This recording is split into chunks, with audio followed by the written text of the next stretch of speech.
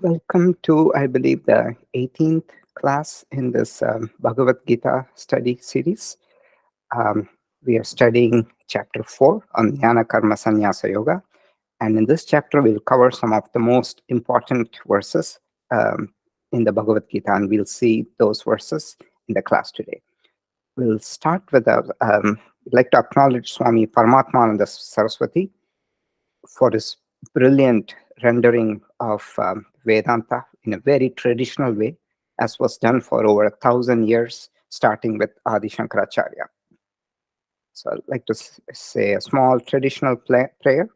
Om Shri Gurubhyo Namaha Sada Shiva Samarambam Shankaracharya Madhyamam Asmadacharya Paryantam Vande Guru Paramparam. Salutations to the lineage, starting with Lord Sadashiva, with Adi Shankaracharya in the middle, and continuing up to our immediate teacher, Swami Paramatmananda Saraswati. Okay, so with that, we will dive into where we left.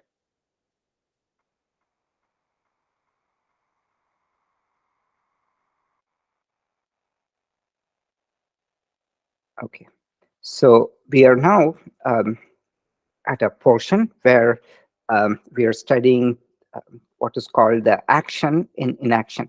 But before that, I just wanted to quickly recap what we studied in the last class. So in the last class, we studied for the different, Bhagavan says, he creates the different professions, classification based on gunas. This is how ideal society should perform. Everybody should do things which aligns with their gunas. But sometimes what happens is people take a profession which is based on convenience. So it's based on to earn money or something like that.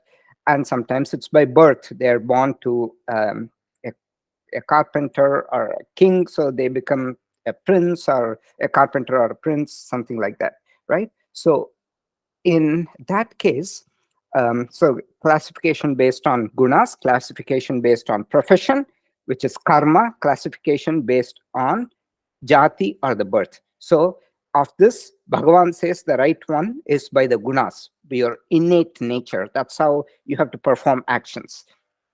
But classification based on birth happens just because of convenience. A craftsman's son, daughter learns the trade from their parents. And also karma pramana, like somebody who's teaching, for example, that is like a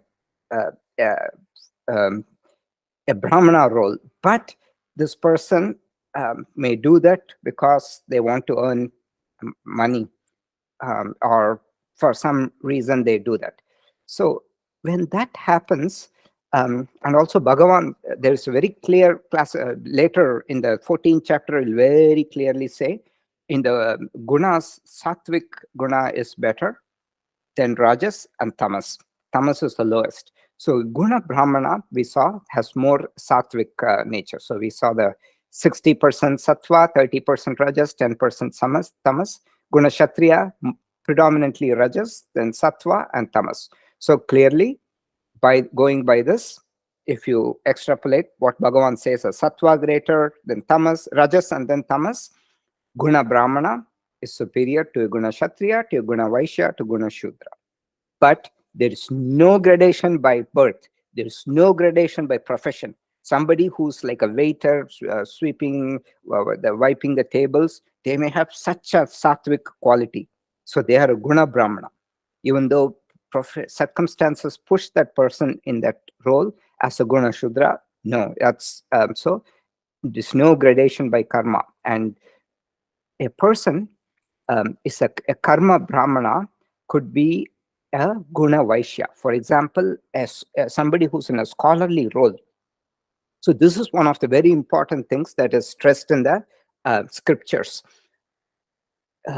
Traditionally, brahmanas, people who taught who studied the scriptures, they were not supposed to hoard wealth. I mean, they needed some money to maintain everything, but they were not supposed to hoard wealth, because once you start hoarding wealth, then preservation of wealth becomes an issue. So your attention goes from learning and disseminating the knowledge, which is a difficult thing, to preserving the money. So they were uh, expected to live a frugal life. But a person who's a karma brahmana, meaning one whose activities are teaching, not the nature, this person, like in a scholarly position, like a professor, but he wants to make a lot of money. You may ask how a professor can make money, but they can start a company or whatever. But main intention is to make money. Then this person is a guna vaishya, because they want to accumulate wealth. Um, so acquisition and preservation of money will distract one from knowledge, which is difficult to attain and teach. So this is one of the important things that we saw in the previous class. Um, Now we are moving on to this concept of action in inaction. This is a very, very, very important concept. So what it says is, um, the body is doing action, but the Atma does not do any action. So um, we saw this shloka. I will do it again because it's such an important shloka. Karmanya karmaya pashyet akarmani cha karmayaha sabudhiman manusyeshu sayukta kritsna karma krita. Those who see the inaction of the self, we saw that, right? Self is like the electricity. It doesn't, it just provides the electricity. The fan rotates because of its nature, how it's wound up. Like that, people react based on their nature. So those who see inaction of the self in action of the body, and who see the potential action in the seeming inaction of the body. Because even when you're sitting still, the mind is thinking. It is giving the seeds for future action. The sankalpa, first thought comes, then you start thinking about it, it grows into desire, like craving, and then you act on it. So those who see inaction in action and action in inaction, they are wise among humans. Buddhiman manusheshu. That person is yuktaha, yokta, a yogi, who has accomplished everything. There's nothing more to be done. This is what we call that Granthi Shloka. And we saw similar shloka in the second chapter also. Nasato vidyate bhavaha na bhavo vidyate sataha ubayorapi drishtontaha bhanayos tattvadharshibihi. So it says there's no existence for the unreal, there's no non-existence for the real. I mean, can you understand anything from this? No, right? That says ultimate truth of both is known by the seers of reality. But this is one of the most important concepts in Vedanta. So I also have to, last class somebody asked about all the study of Bhagavad Gita. Some people are very rigid. They say, oh, only if you don't worship, you will go to hell, these kind of interpretations. No, so Vedanta, everything is about Atma Vidya. In fact, it is like a logical science. It starts off by negating everything that is not I. It is called Drik Drishya Vivekam. And then you get into what the consciousness is. And then in higher states, once when one starts meditating, when the mind is still, they realize the same consciousness that's in me is also everywhere else. This is called Brahman. In the context of the body, it is called Atma. In the context of the universe, it's called Brahman. The fact about this consciousness is, it doesn't change, it is not destroyed. Everything else, it is just name form. So this is a very, very, very important term, Satya and Mithya. Satya is permanence, truth, unchanging. Mithya it's just mythical. It's just there for some time and gone. Okay. Now you see a beautiful gold ring, right? The ring, it seems real. I mean, mithya means it's seemingly real, but it's not real. This ring, why is that? Because the ring, you can melt it and make it into a chain, or take few rings and make it into a chain. So the ring, it is just a name form. The ring is actually gold. Even though you say ring is an object, it has its entity. No, it is seemingly real, but it has no existence on its own, because you can easily change it.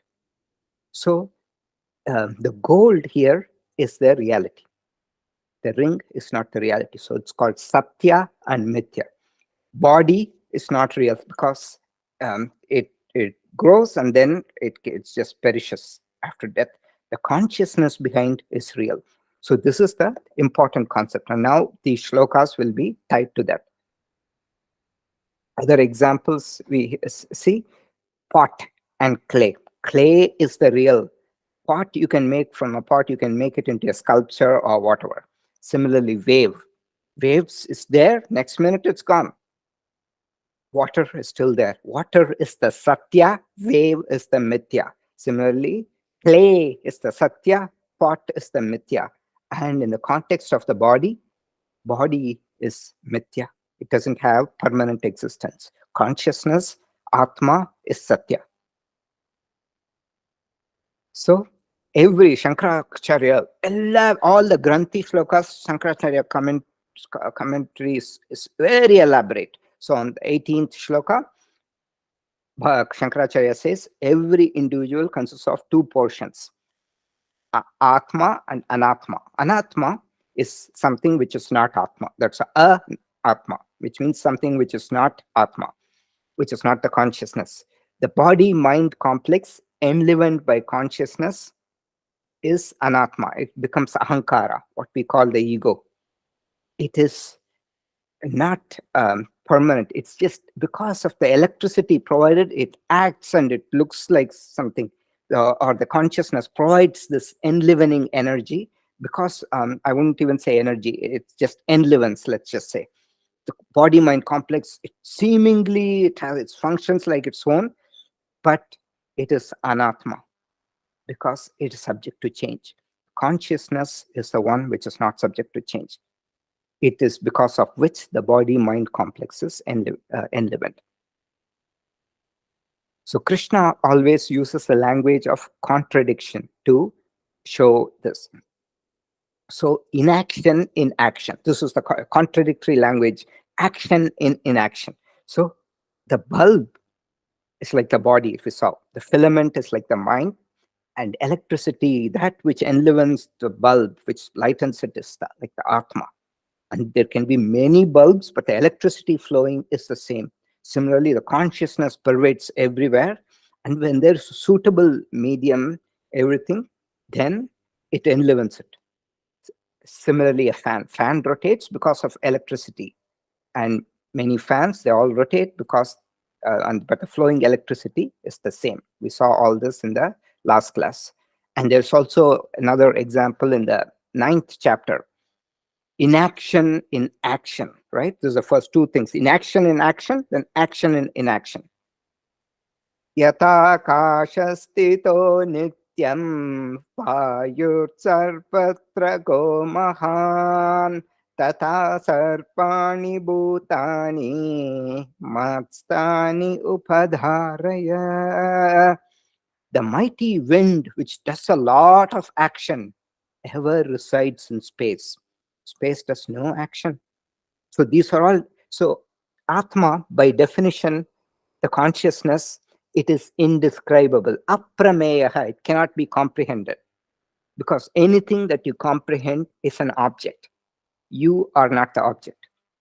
So by definition, Atma cannot be comprehended. So we use a law in the Vedanta, they use a lot of examples. One example is Atma is likened to the space. Space accommodates everything, but it doesn't do all. Like a big violent action happens, like a hurricane, wind, like wind blows strongly, but It's still in the space, which nothing happens to the space. And then what's the other thing? So we saw action. Um, so we saw inaction, inaction of the Atma, inaction of the body. Next is action in inaction. This is the potential energy. When the body is still, there are thoughts in the mind. Thoughts are the basis for action. So the mind-body complex is never free from action. So that is something. The mind is violently changing. Now, and the Atma does nothing. Okay, I'll tell you small story here. So some people, somebody asked Shankaracharya this. What is the need to study about the Atma? It comes in Atma Bodha. What is the need to study about the Atma when all it does is nothing? Because we saw Atma is akarta. It does nothing. So Shankaracharya says to even ask this question, it's like equivalent to asking, what is the need for sunlight during the day when it is so bright anyway? Did you get the joke? Yeah, you can use one of the smiley face and put a plus sign if you got it. So that is the thing with Atma. It's a very mysterious thing. So the entire Vedanta, it's about the study of the Atma. Atma akarta. Atma is a non-doer of actions. And Atma abhokta. Because only when you do something, you reap the fruit, right? If Atma does nothing, it doesn't reap the fruit of actions. It is something else that reaps the fruit of actions. It's called the Sukshma Sharira. We'll talk about that later. So now I told you I'll tell a story, right? So this this whole thing that Atma is, there's no need to study the Atma. In fact, Atma doesn't even exist. It's an irrelevant thing because it does nothing. This is a ideology subscribed to by some people in ancient India. These people were called the Charuvakins. So Charuvaka philosophy, it was propounded by a person called Charuvaka. This person was obviously an evil person. So what is Charuvaka philosophy? Charuvaka philosophy is eat, drink, be merry. Because there's only one life, there's no Atma. Just enjoy. Your entire purpose in life is to maximize the pleasure. Does it sound familiar to you? Because most of the world is people live this way. So Charuvaka was this person, and in Mahabharata there's a story. So Charuvaka is not he doesn't have good intentions. He just wants to corrupt people, make people corrupt everything, right? And subscribe to his view. And there are a lot of people who do that. They indulge in vices, and they try people who are good to also indulge, because then they wouldn't feel distinct or low. If everybody is bad, then they're not any worse. So, and who obviously is this guy a friend of? He's a friend of Duryodhana. Duryodhana, being a wicked guy, befriended all such people. So he, being a friend of Duryodhana, he's very sad to see Duryodhana die. So he goes and promises Duryodhana in his deathbed that he will avenge his death. And how does he do that? He does that by going to when Yudhishthira, after the war, he was about to be coronated, right? Made the king. And Yudhishthira had so much guilt, and he just wanted to run to like what Arjuna wanted to do. Same thing repeats. Yudhishthira wants to run to the forest, and somehow Krishna and everybody, Bhishma gives a long talk, and they tried to convince him to be the king. So he was just going to be coronated. At that time, Charuvaka comes, as dressed as a Brahmin. And he comes and says, stop. You have no business to become a king. You have sinned so much. You've failed. You have no business to be a king. And then Yudhishthira is just confused, and he says, "Yes, yes, I think you're right. I have no business to be the king because I have sinned." Um, okay.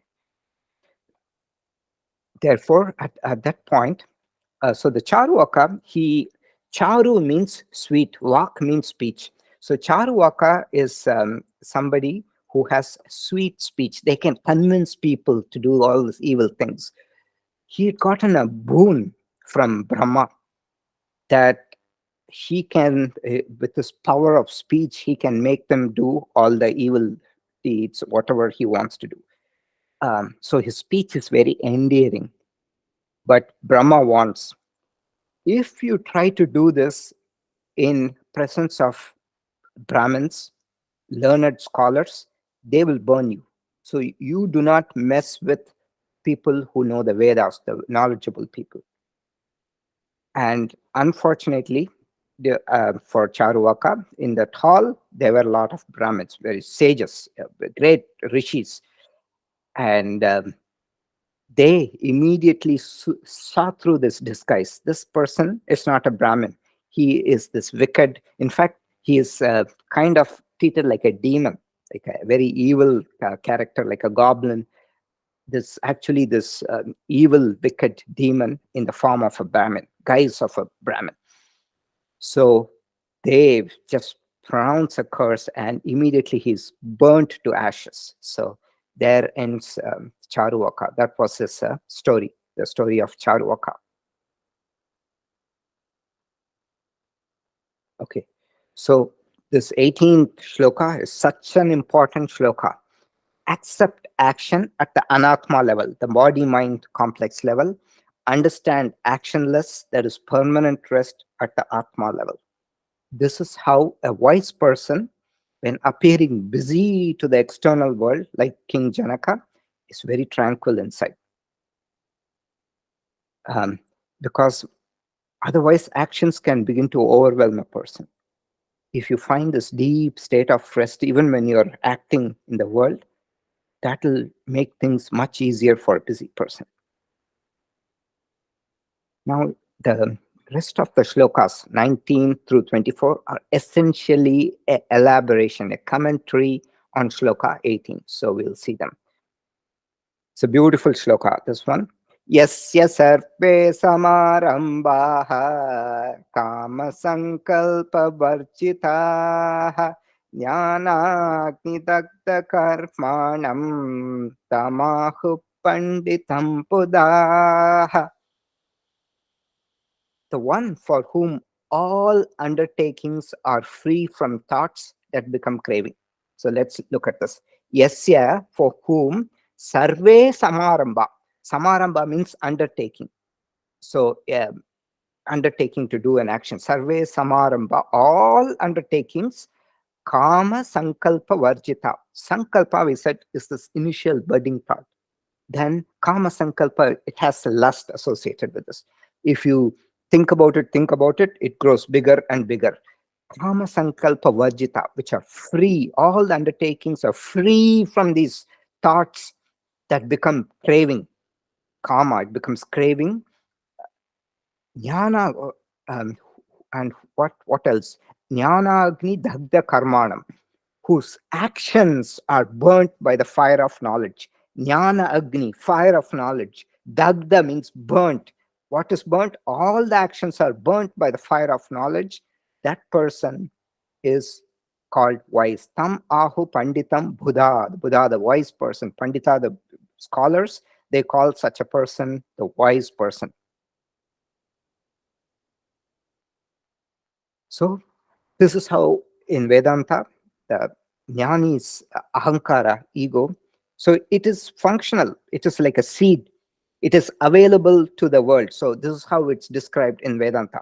Seed, it looks like a seed, but it's a roasted seed. So a roasted seed will not germinate. It has functional existence, but it will not germinate into future samsara. So this is the example that's given. A normal seed will germinate, become a plant, then the cycle continues. A roasted seed, it has functional existence, but it will not germinate further. So in the next shlokas, so Bhagavan is going to talk about different jnanis. So this is the wise person, right? We saw a wise person sees inaction in action and action in inaction. So he talks about grihastha and sannyasi jnanis. Now, I already told you, Bhagavad Gita, unlike, it's like a essence of the Upanishads. The Upanishads are very heady. It's for all intellectuals. Even the words traveling, but it doesn't travel. These kind of words are used. It is for intellectuals. The Bhagavad Gita is a common man's text, but it is just the same message as the Upanishads. And most people, they are not sannyasis. They're not renouncers. They're not people who have just sit and contemplate and study. No, they're grihastha, busy householders. So 4 of these shlokas are for householders to represent sannyasis. So you see that tilt. Everything, Bhagavan, it's called Nahi Ninda Nyayam. Bhagavan he uses this logic which is used in the scriptures. He puts down one to make the other look good. So he's glorifying the grihastha's life by putting down sannyasis. Not all sannyasis. He calls mityachara, those who renouncing externally, sit thinking about objects of desire. He calls them mityachara. So the Bhagavad Gita is clearly a text that promotes grihastha lifestyle while seeking liberation. That's what Janaka and others did. So let's see these shlokas. Tyaktva karma pala sangam nityatrupto nirashrayah karmanya vipravrittopi naiva kinchit karoti saha. Giving up attachment to the fruits of action, being ever content and not dependent on anything, even when fully engaged in action, that person does not do anything. Tyaktva karma pala sangam. Tyaktva means giving up. Karma pala means fruits of action. Sangam is attachment, giving up attachment to the fruits of action. Nitya triptaho, being ever content. Nir ashraya. Ashraya means dependence, not dependent on anything. Karmani abhipravrittopi, when even abhipravritto, fully engaged in karma action, naiva kinchit karoti saha, that person does not do anything because that person knows I am the sakshi, the witness. I just illuminate, I just provide, but the fan will just rotate because of its nature, like that. Okay, now I have a question. So what type of jnani does this refer to? A householder, grihastha jnani, or a sannyasi jnani, renouncer jnani? Can somebody answer? Just look at this and answer which type of jnani it is. You can put it in the chat box or just answer, whatever works.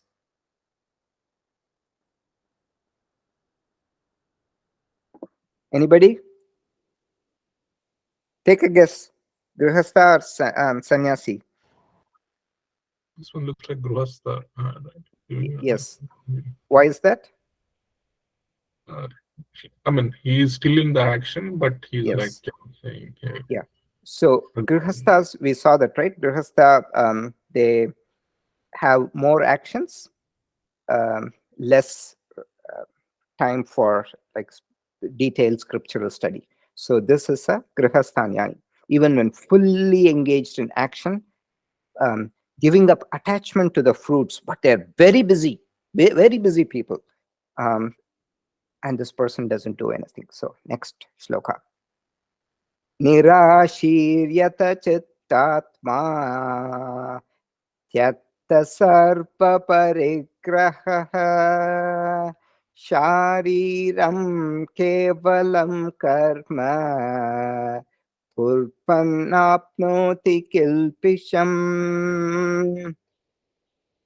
The person who's free of craving desires, with the mind and the body controlled, renouncing all possessions, mark this word, renouncing all possessions, doing only actions to sustain the body, does not attain any sin. Nirashi, free of craving desires. Yata chittatma. Yati means control, great control. Chitta Atma. So the great control of the mind and the body. Here, Atma refers to the body. Atma self, the body. Chitta Atma.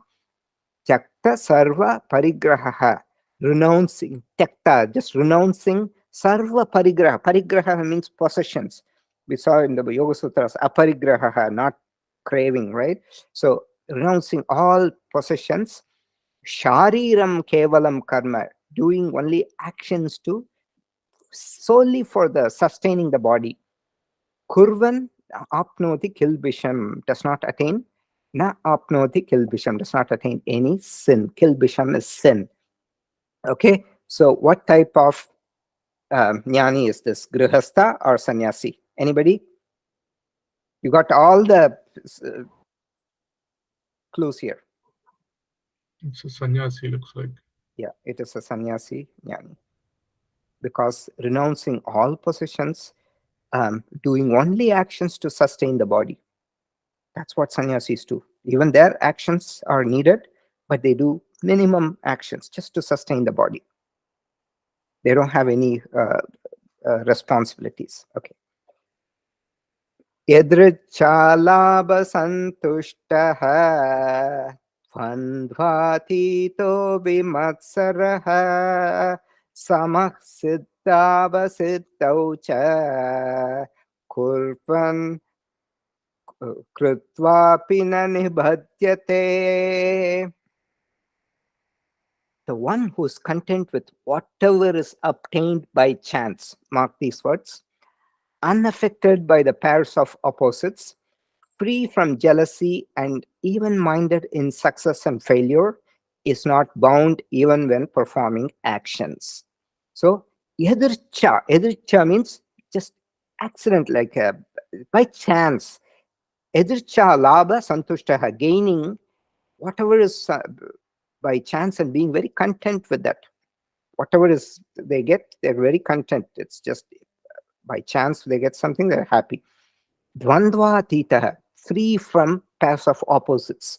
Some people's mind are conflicted. Should I go party or just stay at home and study? So this dvandva atita, vimatsaraha, free from jealousy, matsaryam, free from jealousy.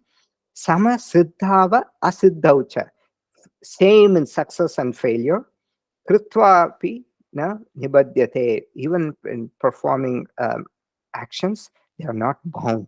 So this is the biggest secret. Now that's what Krishna is saying. You can fully do actions, but when you do it from this idea that it's not I that I'm doing, but the gunas which make it do, okay, with that understanding, there's certain things I'm kind of I have some control, but there's some inclination to do things. If it's something bad, we saw that, right? Swadharma.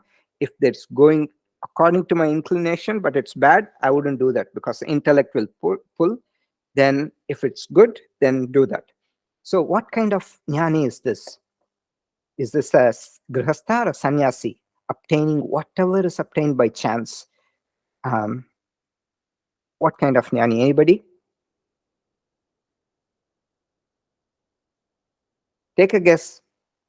Sannyas. Yes, it is a sannyasi, because sannyasis they're content with whatever is obtained by bhiksha. They don't make food, they just ask for bhiksha, and whatever they get, they eat. Okay, so it's a sannyasi jnani. Gata sangasya muktasya jnanavastita chetasaha yajnaya charata karma samagram praviliyate.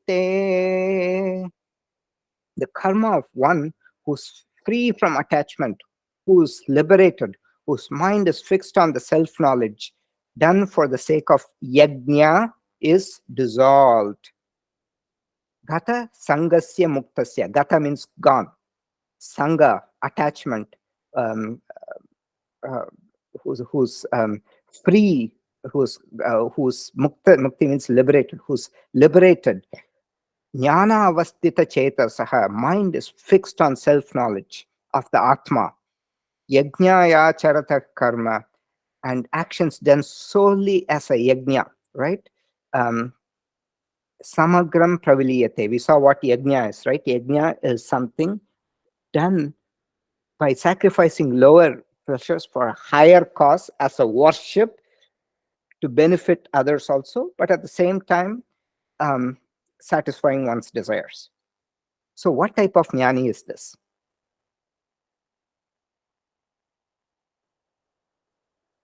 Anybody?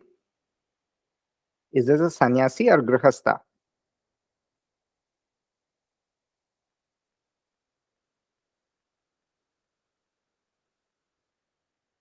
Take a guess. Grihastha? Yeah. So this is a little tricky one. Um, if so, even sometimes even sannyasis, they may do a yajna, but usually typically not the case. It could be grihastha or sannyasi, but because of the yajna, it tilts in the favor of grihastha, because they're the ones who did yajna. So yajnas means, we saw that now people don't sit before the fire and do this, but any action done for a higher good, at the same as worship, as offering, but at the same time satisfying one's desires for a higher cause. Like somebody in the class yesterday, last class, they mentioned Nara Seva is Bhagavan Seva, so like that. So it's done for a higher cause. That is a yajna. Okay, so this shloka, probably most of you might have heard this. It is one of the most important shlokas in the Bhagavad Gita. It is also a Granthi shloka. Um, it's not quite a Granthi shloka, but because people who know the meaning would understand. But this shloka is chanted before eating. Okay, but Swamiji would say, please don't think this is important because of food. Even though it's traditionally chanted before eating. So let's read the shloka.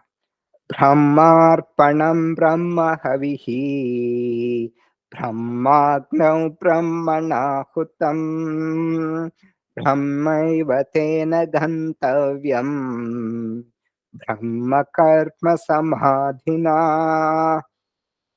So just if you look at it, you may not understand anything. So this is like a yajna. People, this is a fire. This is called the Brahma Agni, right? Fire. They are putting oblations. What oblations do they put? Ghee. They put ghee into the fire. And they offer some mantras and put the ghee. So act of oblation, Brahma Arpanam is oblation, right? Giving. The act of offering, oblation is offering, was worship, is Brahman. What does it mean by this? So Brahman, we saw, is the all-pervading consciousness. Act of oblation is Brahman. So then it says, what is offered is Brahman. The substance, how can ghee be Brahman? So this is quite confusing. So then the fire into which this is offered, the fire of it is symbolic of knowledge. This fire is Brahman because in its pure form, consciousness is just knowledge. Sat, Chit, Ananda. So that it's just knowledge. The person offering is Brahman. That you can kind of understand. The person has an Atma and Atma behind. The person is Brahman. I can understand. Fire is the knowledge. You can understand. But the act of oblation, that's not very clear. The ghee, how can you say ghee is Brahman? Brahman, then Brahma eva tena gantavyam. Brahman indeed is reached by them who see Brahman in every action. Brahma karma samadhina. Okay. So the second portion of the verse, Brahma eva tena gantavyam, Brahma karma samadhina. It means that if the actions are done without a sense of I-ness, then Brahman is reached because no karma clings. So probably that part is clear. The part which is not clear is the act of oblation and the ghee. How ghee, that's the most confusing part. So that it has a very subtle meaning. So that we'll see. So this is a it is very similar to Upanishads. This is how Upanishads are. Very lofty. It's not easy to understand, but it has profound meaning. And Krishna is condensing the Upanishad. Sarvopanishado gavo dogda gopala nandanaha partho vatsa sudhir bhokta dugdham gitamritam mahat. The Upanishads are like the cows. So the Krishna is the cowherd milking the cows to get Bhagavad Gita, the essence of the Upanishads. So far, Krishna described knowledge as Atma Vidya, knowledge of the Atma that differentiates it from Anatma. Atma, Anatma, right? That we all know. So far, we've studied. Everybody okay? You can give a thumbs up if there are any questions here. So, or you can give a thumbs up if you understand, and if you have questions, let me know. Now, Krishna is going to make a big jump and introduce a very deep concept found only in the Upanishads. Krishna does not talk about it generally in the Bhagavad Gita. Only here in another place is this mentioned. Now, okay, we'll start off by, to understand this verse, the first portion. There are different portions to this. Remember, we saw this consciousness, the Atma, is not part of the body. It's a separate entity. It's not part, product, or property of the body. Property of the body, like gunas, all that. Consciousness is none of that. Consciousness is an independent entity which pervades and enlivens the body. This consciousness is all pervading. It's not limited by the boundaries of the body. Okay, this is probably, this in itself is a big statement, right, for people to digest. You just say, okay, Atma, there is body, you can understand. But this is beyond my body. It's all pervading like light. And it's only when you bring an object, like in space, we saw this, I had this picture. Space, it looks dark, but there's light everywhere from the sun. When a satellite just passes through, you see this just shining because sun's light is reflected. So consciousness is like that. So do you understand the analogy, everybody? Consciousness survives even after the fall of the body. The surviving consciousness cannot interact with the world. Just like in space, you don't see the light, it's dark because the medium is not available. When a satellite goes through that, it reflects the sunlight, and then you see, oh, there is light. So that is consciousness. Now, what you have to do to understand the shloka, replace consciousness by the word I, because I am the consciousness. I am not part, property, or product of the body. I am an independent entity which pervades and enlivens this body. I am not limited by the boundaries of the body. See, it's a big thing. I survive even after the fall of the body. I, the surviving consciousness, cannot interact with the world because the body medium is not available. So when you do that, the differences between the body and the consciousnness become very clear. So this is called aprameyaha avinashi. It pervades. It's an eternal entity. It is sarvagataha. It is not limited. It's all pervading. It is nirvikaraha. It doesn't change. Body can die, decay, everything happens. And then this akarta and abhokta. It cannot interact with the world without a medium. So, okay, this is actually very important. This is how thinking evolves during Vedanta study. Stage one, before people start reading the Bhagavad Gita, they think, I am the body. The body is me. When you start reading the Bhagavad Gita, second chapter, you realize there is a consciousness in my body. Still, my attachment is there. Then when you start reading the Bhagavad Gita, fourth chapter, and so on, you'll realize I am the consciousness different from the body. See, there is a consciousness in my body too. I am the consciousness different from the body. And then when you further start reading chapter 12, 13, 14, 15, I am the consciousness different from the body, and I'm the same consciousness in all bodies. Brahman. Aham Brahmasmi becomes clear. Okay. Now, Krishna takes one big leap. This may be very difficult for people to swallow, but this is only found in the Upanishads.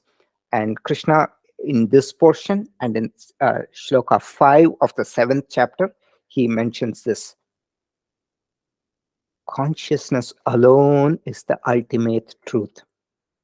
The material world evolved and does not exist separately from consciousness. The Prakriti, it's like we saw the example of a spider.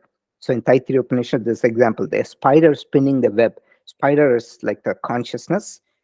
It produces the web, the material portion. So it is both the instrumental and the material cause. Upadana Karanam and Samanya Karanam. So the two causes is this consciousness, and the Prakriti is there, but it's not independent. It cannot survive without the consciousness.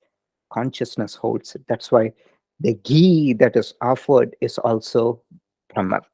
This entire notion of offering, it is because it's enlivened by the consciousness.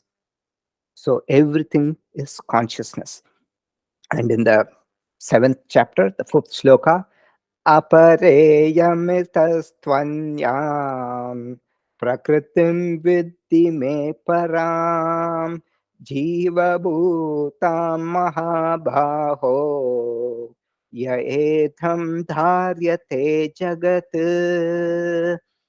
Ya edham dharyate jagat. All beings, okay, jiva bhutam mahabhaho, and all everything in the world is supported by this higher Prakriti.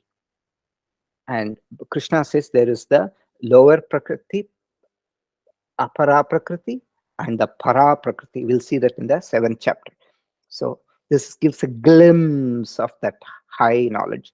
So with this, the Jnana Karma Sannyasa, inner renunciation of actions through knowledge, has been completed. And why did Krishna start this in the first place? Because he preempted Arjuna's question. What was Arjuna's question? Okay, Krishna, you're telling me knowledge is the one which takes us to moksha, but you are asking me to stay in a grihastha lifestyle where I don't have time. I have to constantly act. I have so many responsibilities.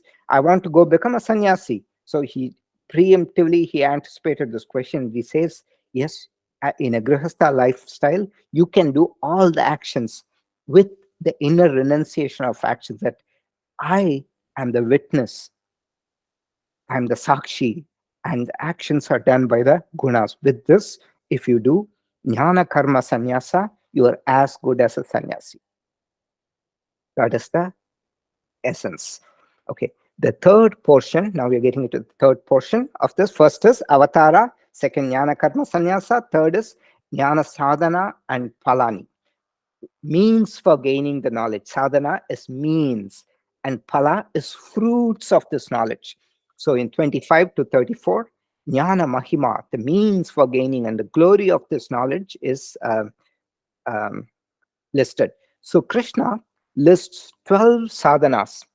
He calls these sadhanas yajna because it is an offering done. So yajna can be done as like before a fire, but Krishna is now going to talk about other yajnas. Pranayama as a yajna, and meditation as a yajna. All these things he's going to talk about.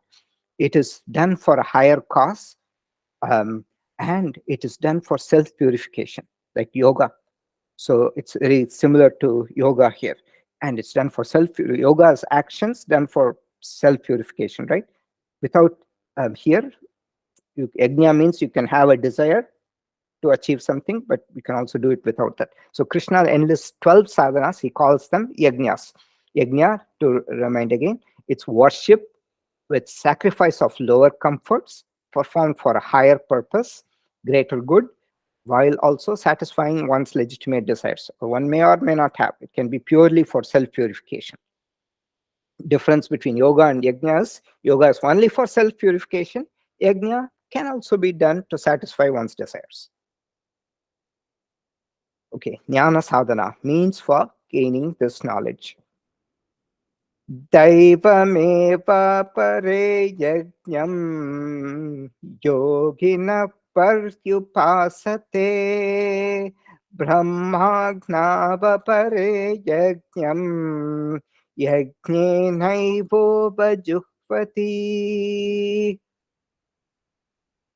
Some karma yogis perform only those yajna or rituals which invoke the deities. We saw many examples, right? People sitting before this fire, like we saw some, and doing yajnas, puja here. Others, he says, some people do that, perform those yajnas which invoke the deities. Others offer their self, their time, whatever they have, by themselves onto the fire of knowledge, the knowledge of the Brahman. It's called Brahmagnav apare yajnam. Apare means others. Brahmagnav yajnam. So it's all, the words can be very confusing. Brahmagni means the fire of the knowledge of the Brahman. Okay. Brahmagnav apare yajnam means they sacrifice, that they sacrifice their time or whatever, their effort. Yajnenaivo upajuhvati. Upajuhvati means offer. Yajneneva, by themselves, by offering themselves, they